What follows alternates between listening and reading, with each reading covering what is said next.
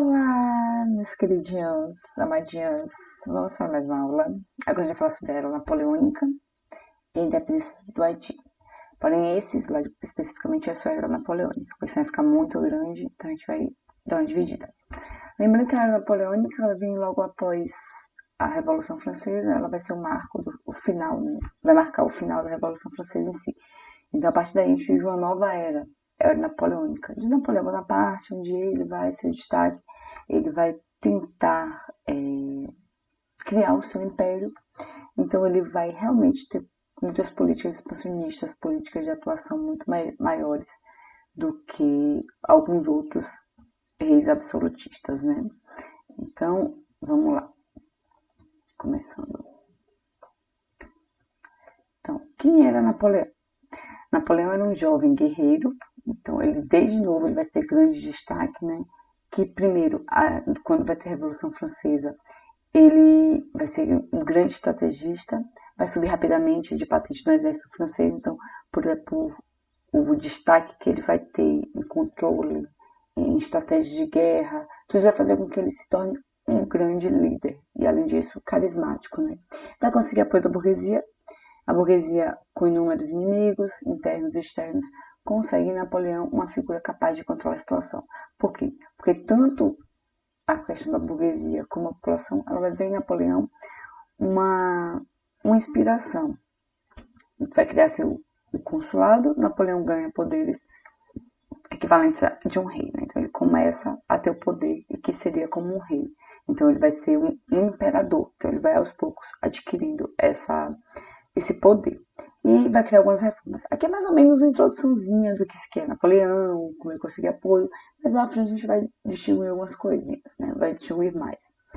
Você tem as reformas e a coroação. Vai ter a reforma que ele vai criar, né? Ele vai criar o Banco da França para reorganizar a economia, uma das formas que ele vai ter de reestruturação, né? Então as reformas voltar à parceria com a igreja e ele vai ser coroado com o próprio imperador. Ele vai se coroar como imperador. Aqui a gente botou imagenzinha só para ilustrar exatamente Napoleão aqui ao centro, né? E é como se ele estivesse fazendo referência aos apoios que ele tem, ele com controle, então. E você vê vários personagens envolvidos, vários personagens ao redor dele, né? Ele tá sempre no centro, ele tá sempre como destaque de tudo isso. Como é que Napoleão vai chegar na política? Ele era do exército, ele era um grande estrategista, mas ele não tinha focos políticos, o foco dele era mais a questão militar. Como é que ele vai chegar então ao poder? Então, Napoleone de Bonaparte, um francês faz, mas tudo bem. Ele vai nascer na ilha de Córcega em 15 de agosto de 1769.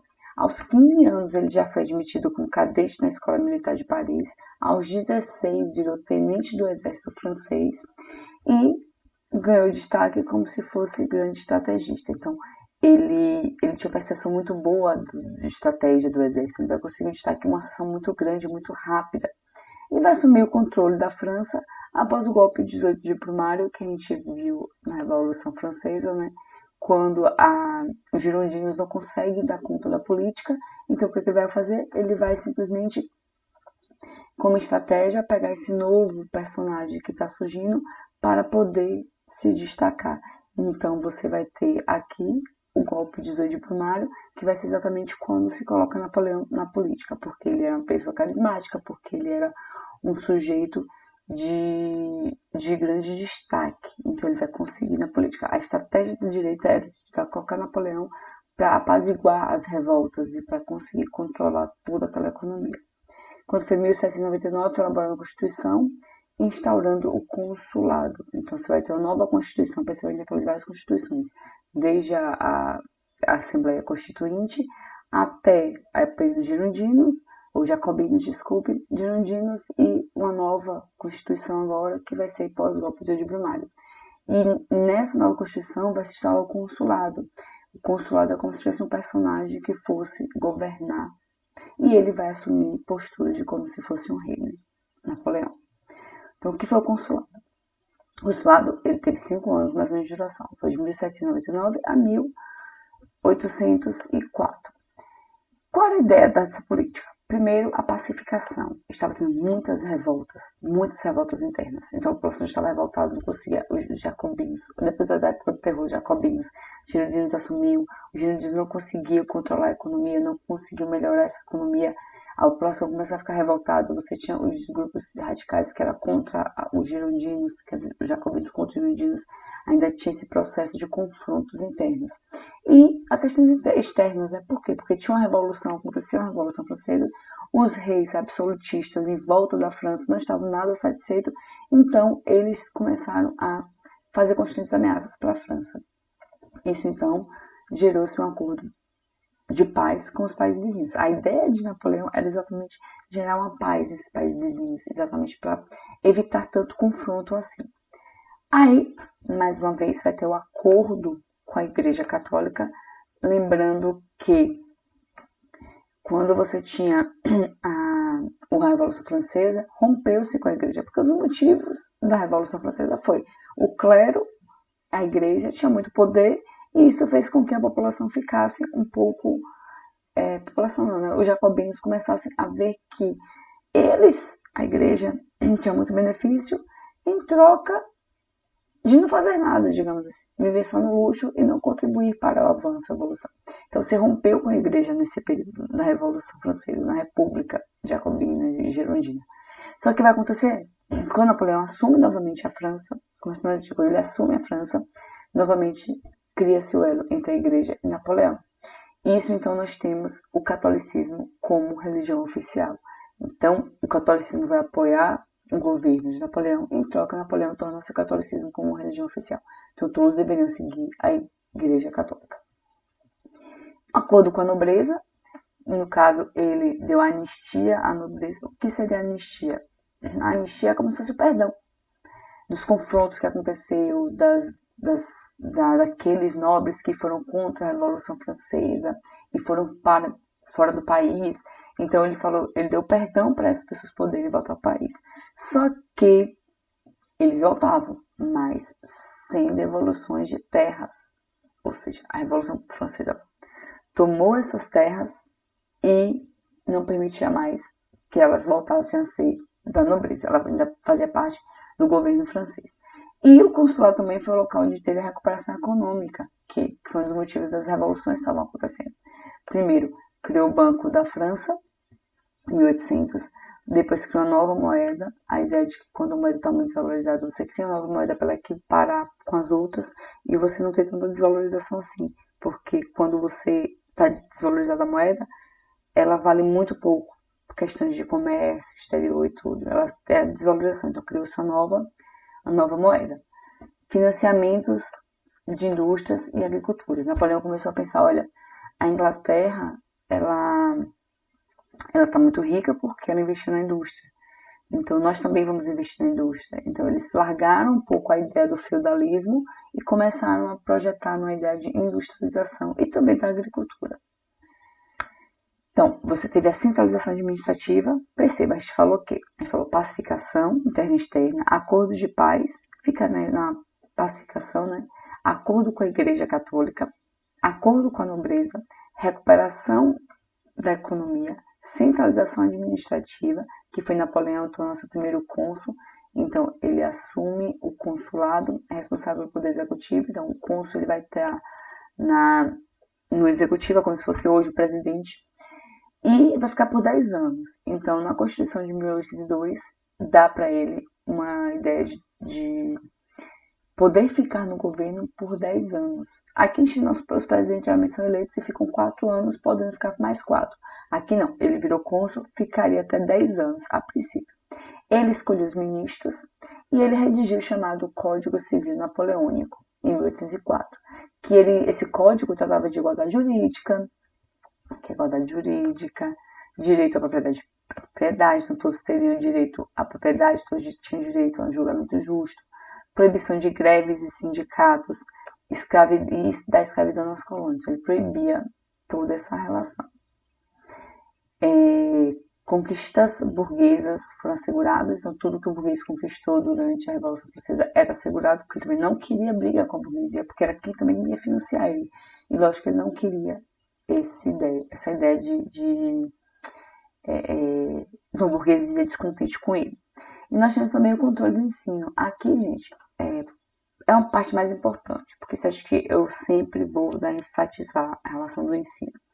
Aqui a gente vai começar a fazer o controle da população. Se você controla o ensino, você controla a ideologia que se move, que circula. Então é muito mais fácil controlar a população através do ensino, colocando a ideia de escolas em que vai projetar uma ideia de controle social, do que necessariamente você fazer um ensino meia boca, um ensino de pessoas pensantes, porque o ensino ele vai guiar como cada um deve se conduzir.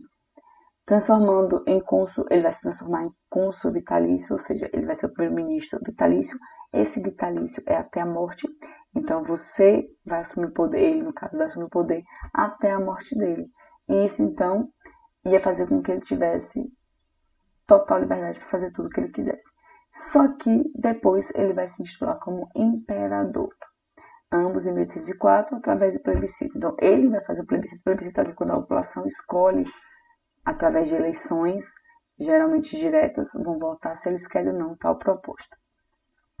Aqui você vai ter a coroa de Napoleão, esse aqui é Napoleão, né? Esse aqui, ele vai se autocoroar imperador. Então precisa só nobreza, só a galera bonitinha, riquinha, e tá participando disso. Em 1804 é publicado o Código Civil, também designado napoleônico, Código Napoleônico, e que influenciará muitos outros códigos na Europa e no mundo. O Código Napoleônico consagra os princípios do individualismo burguês, protege a propriedade privada, garante a igualdade de todos perante a lei e assegura liberdades individuais. Institui-se o casamento civil e a possibilidade do divórcio. Mas que eu coloquei para a gente ver muito mais coisa que envolve essas ideias de Napoleão, né? Aí, depois de ele se coroar imperador, com apoio da igreja, lógico, você vai ter um governo dele que vai de 1804 até 1815, como imperador. Então, depois ele se torna cônsul vitalício, que seria hereditariedade, né? Ele se intitula cônsul até a morte dele, depois que ele morrer, iria ter os descendentes dele iriam assumir também. Você vai ter as ameaças contra-revolucionárias. Alguns grupos, eles irão ir contra essas ideias revolucionárias. Só que o que acontece, eles vão, a partir desse momento, dessas ideias contra-revolucionárias, Napoleão vai utilizar-se do poder dele para criar um plebiscito onde vai realmente ratificar a formação do império, ou seja, ele vai confirmar a formação do império, porque a população vai aceitar esse império. Você tem atrito permanente com os vizinhos, mais uma vez a Inglaterra, principalmente porque Napoleão está começando a se industrializar, a Inglaterra já é industrializada, a Inglaterra queria o mercado francês, o mercado consumidor, as pessoas consumirem seu produto. E você tem também os outros países que eram monarquias absolutistas que não queriam essas ideias liberais que ele estava implementando, achavam uma ameaça, uma afronte o que ele estava fazendo. Napoleão, né, ele vai iniciar um conflito com a Inglaterra, exatamente porque ele quer mostrar à Inglaterra que ele é mais poderoso, criando-se então a Batalha de Trafalgar, que vai gerar o bloqueio continental. Então, quando ele perder essa batalha, ele vai decretar o bloqueio continental. A batalha vai ser aqui, né, nesse pontinho aqui, exatamente por território, por questão de querer influência, né? E você vai ter também as políticas expansionistas. Então, você vai ter algumas ameaças que você tem em volta, alguma questão de atrito que começou a ter alguns problemas no Império. Aí depois também você vai ter a postura dele mais enérgica, a postura dele mais de ataque.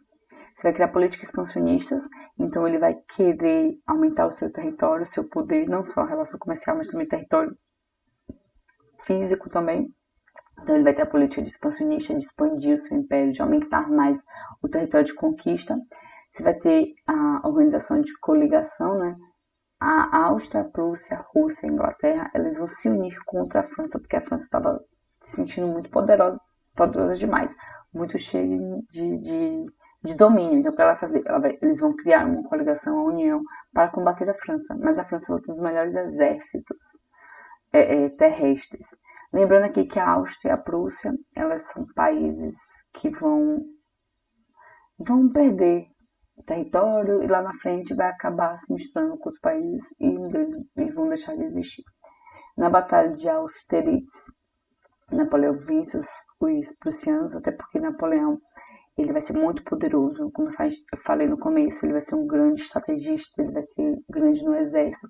Então, quando ele vai atuar no exército, ele vai fazer um bom exército. Então, a França vai ser o país mais temido na terra, a Inglaterra no mar, mas a França vai ser mais temido nas terras. Então, ele vai vencer a batalha, né, terrestre, lembrando que a batalha que aconteceu contra a Inglaterra não foi necessariamente na terra, então isso faz com que nós percebemos, né, que Napoleão, seu fraco era o mar, mas a terra ele é muito potente. Em 1806, vai declarar, né, o bloqueio continental, ou seja, ninguém do continente vai fazer comércio com a Inglaterra. Se caso alguém pensar, sonhar em furar esse bloqueio, ele invade o território, ele invade as terras. E essa batalha mostrou qual era a potência do exército dele. Né? E em 1812, 6 anos depois da declaração, ele dominou toda a Europa devido à sua força e a cada vez mais seu império crescendo e seu poder de influência na França também aumentando cada vez mais. O que fez esse bloqueio continental. Então, o bloqueio continental foi quando Napoleão ele proíbe os países da Europa, qualquer país da Europa, da Terra, do continente terrestre, a fazer relações comerciais com a Inglaterra. Qualquer país, caso fosse feito, ele iria exatamente invadir o país e tomar o país à força. Então ele dava a opção, ou você me aceita, ou aceita minha proposta. Ou se não aceitar, a gente não conversa mais, eu invado o seu território e acabou. O objetivo final era vencer a Inglaterra através do esgotamento de sua economia. Então, se ninguém fazia comércio com a Inglaterra, ela perderia o dinheiro. Se perderia o dinheiro, ela ficaria fraca e ele venceria a Inglaterra. Já que ele não podia vencer em guerras, ele tentou na parte econômica. Deu certo? Lógico que não. Como é que ele ia conseguir controlar um território tão grande como a Europa? Então, vai fracassar. Você teve, além dos contrabandos que aconteceram, você tem a Inglaterra reforça e começa com outras áreas. Por exemplo, quando a família real portuguesa ela foge para o Brasil, o que vai acontecer? A Inglaterra vai atuar onde? Na América, vai atuar no Brasil. Então ela vai aumentar seus comércios com outras regiões, principalmente quando a gente vai falar da região aqui do Brasil, que é onde ela vai ajudar a família real a fugir de Portugal. Por quê?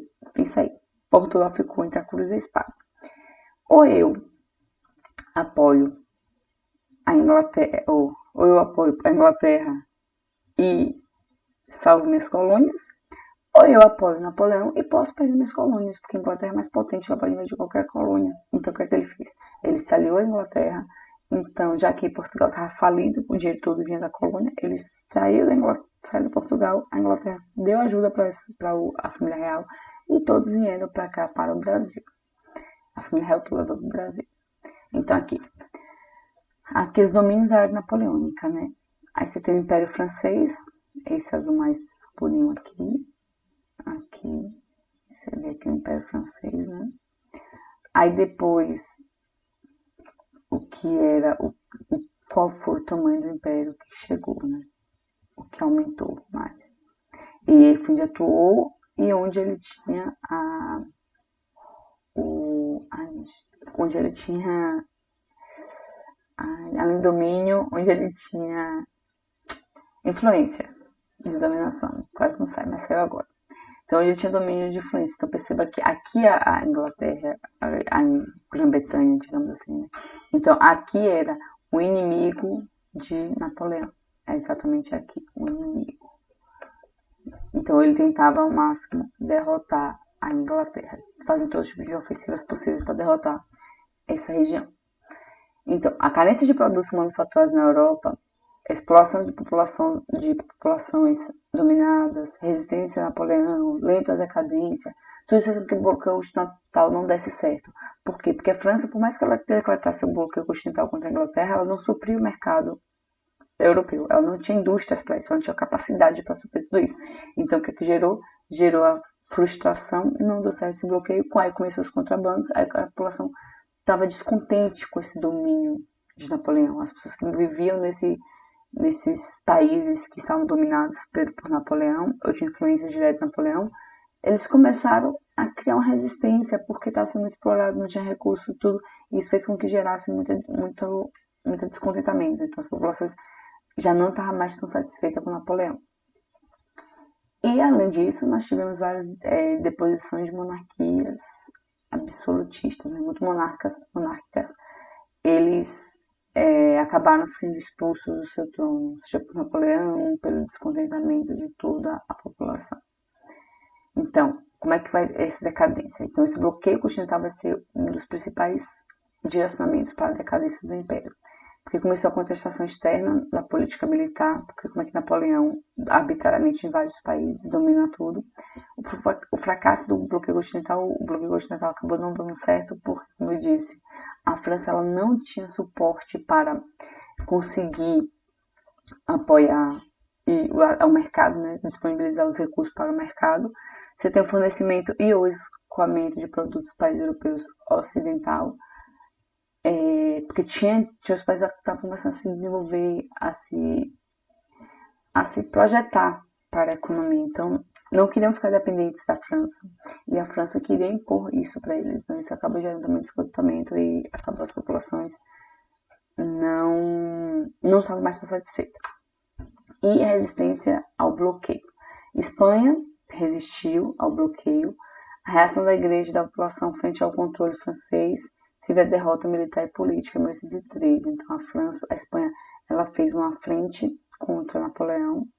Portugal também fez uma frente de resistência, então ela saiu, como eu falei, quando elas vieram para o Brasil, trouxeram tudo de lá, todas as riquezas, fizeram limpa nos cofres públicos de Portugal, deixou só o território mesmo que podia trazer para cá. E a Rússia foi o bloqueio e sofre invasão francesa. Só que engraçado é que na Rússia, vocês vão ver que toda vez que alguém tenta invadir a Rússia, se dá mal por causa da questão da temperatura russa e da estratégia utilizada pelos russos. Desastrosa campanha da Rússia estimulou os países europeus a se restabelecerem contra a dominação francesa. Por quê? Quando eles tentarem invadir a Rússia ela vai fazer estratégia onde todas aquelas cidades próximas da fronteira vai se tirar a população de lá, vai destruir tudo que tem ali em volta, água, comida, local para eles ficarem, e isso vai também gerar a morte de vários militares. Surge um grande exército, então, quando eu falei daquela coligação, você tem a união dos exércitos militares ingleses, russos, austríacos e prussianos, que vão vencer em 1813 o exército francês e ocupar Paris em 1814. Aqui é uma ilustraçãozinha bonitinha, né, de quando Napoleão invadiu o território da Rússia. Aí ele fala tática de terra arrasada. Por quê? Porque eles vão destruir toda a terra e a população, então os franceses não vão ter como se amparar, não vão ter como se proteger dos grandes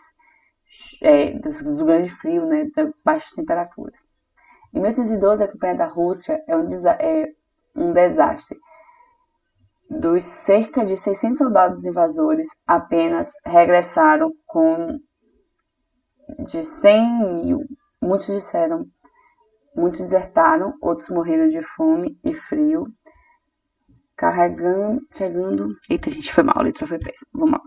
Em 1812, a campanha da Rússia é um desastre. Dos cerca de 600 soldados invasores, apenas regressaram com 100 mil. Muitos desertaram, outros morreram de fome e frio, chegando a Moscou, encontraram a cidade abandonada e a arder, ou seja, queimando, incendiada. A retirada fez-se em condições lastimáveis, o exército russo persegue os franceses, as temperaturas ultrapassam os 30 graus negativos. Então aqui é um exemplo assim, foi péssima a ideia de Napoleão de tentar invadir a Rússia, por quê? Porque a Rússia, ela é conhecida por ser um local muito frio, chegando a 30 graus negativo. Então a Rússia, estrategicamente, ela vai te pegar e destruir todas as cidades próximas, inclusive as grandes cidades onde Napoleão possivelmente teria um apoio, eles não vão ter mais porque não vão ter onde ficar. Então o frio vai ser congelante, não vai ter água, não vai ter alimento, muitos vão morrer por causa dessa situação. Outros vão ficar muito mais vulneráveis nesse ataque, vão desistir no meio do caminho, até porque não tem condições no frio do que estava fazendo. Quando Napoleão, as pessoas percebem que é fácil derrotar Napoleão, que ele não é invencível, que o exército não é tão bom assim, e agora o exército está com menos de 500 mil homens, o que vai acontecer? Você vai ter a coligação vai se unir, depois que se unir, você vai ter então a invasão de Paris. Paris é invadida, Napoleão é obrigado a abdicar do trono e é exilado na ilha de Elba. Então ele vai ele vai ser preso e colocado na ilha de Elba, que se não me engano fica próximo da Itália. A monarquia é restabelecida na França, o Luís XVIII é empossado rei, aquele que foi parente daquele que foi morto lá atrás. Ele vai voltar, a família dele vai voltar para o poder. Só que aí essa coligação vai impor para ele um tratado, o Tratado de Paris. Então ele vai ter que assumir, ele pode assumir, mas ele vai ter que cumprir tudo que está colocado no tratado.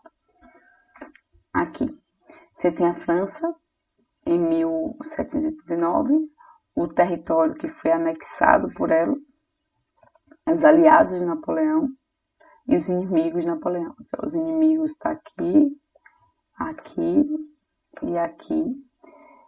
Só que você vê que tem um aliado Napoleão no meio dos inimigos, né? E o bloqueio continental, que é exatamente ninguém aqui vai poder fazer comércio com a Inglaterra. Então, ele faz o bloqueio mesmo para impedir que esse comércio acontecesse. Isso acontece.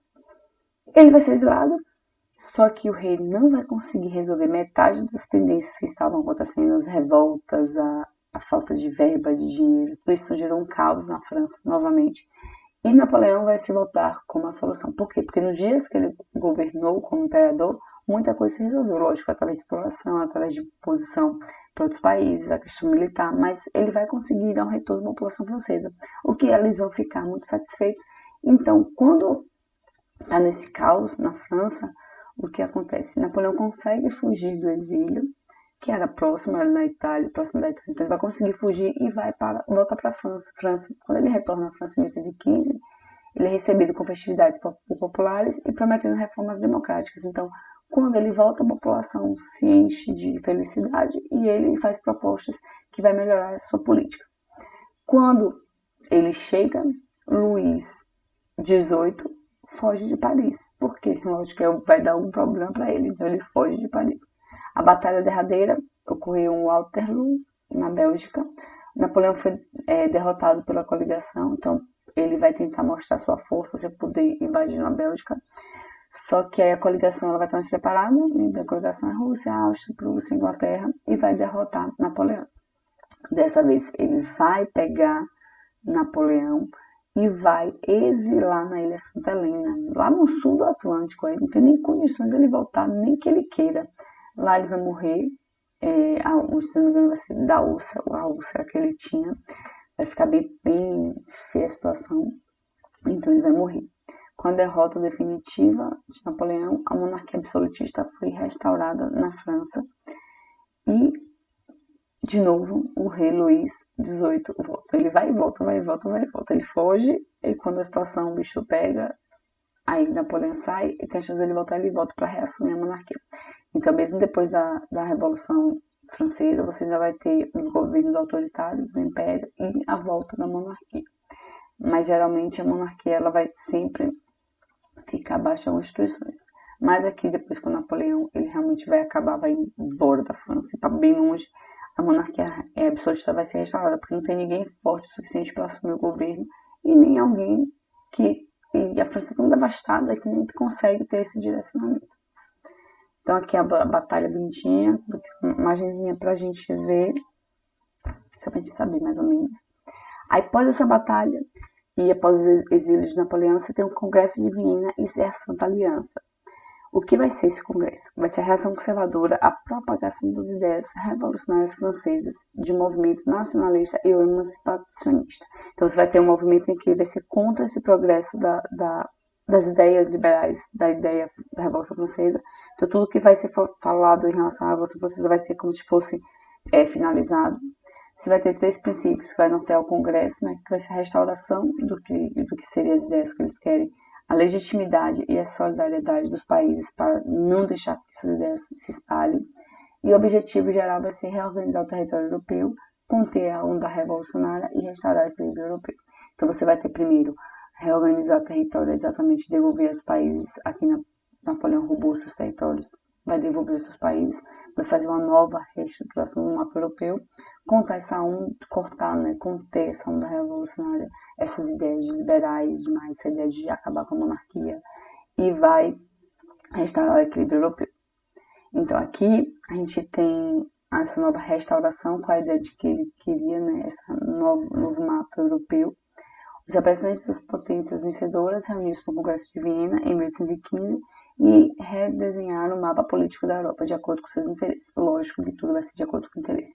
Então você vai ter uma reestruturação do mapa, onde novos territórios vão ser criados para melhor beneficiar a quem estava presente nesse congresso.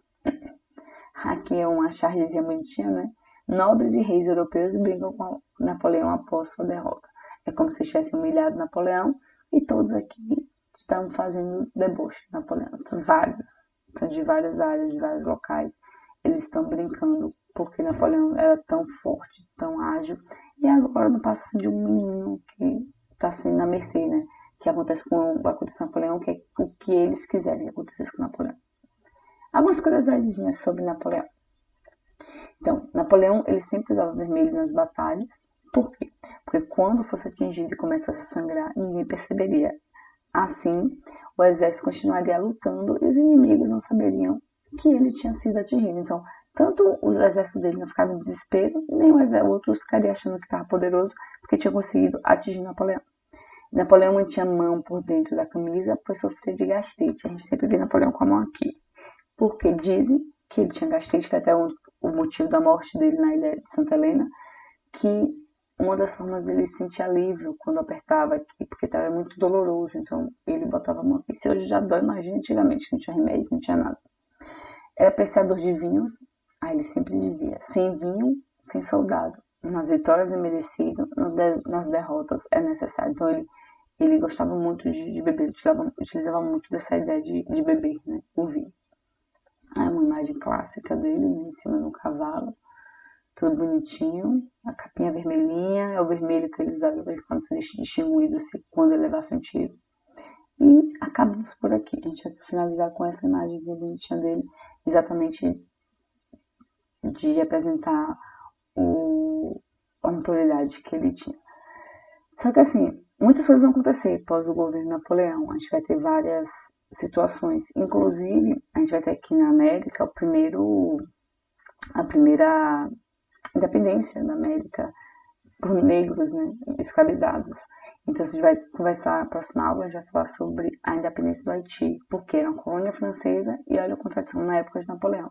Mesmo eles cobrando, eles falando a proibição do tráfico de escravizados, né, eles ainda legitimavam a escravidão nas suas colônias. Então, o Haiti ele vai proporcionar essa independência, só que Napoleão vai restringir. Então, no próximo slide, no próximo vídeo, eu vou falar para vocês sobre a independência do Haiti para a gente finalizar esse trecho da história da França, né? Que a gente falou sobre a Revolução Francesa, como estava a França, aconteceu a Revolução, pós-Revolução, que era napoleônica, e por consequência vai ter a revolta do Haiti, a independência do Haiti. Então a gente vai finalizar tudo isso direitinho, bonitinho, para finalizar com a França. Por que isso? Porque essas propostas que a gente viu, a Revolução Francesa, os ideais da Revolução Francesa, agora o Código Napoleônico, tudo isso vai estimular toda a história do mundo todo. Então a gente está estudando esses fatores exatamente por quê?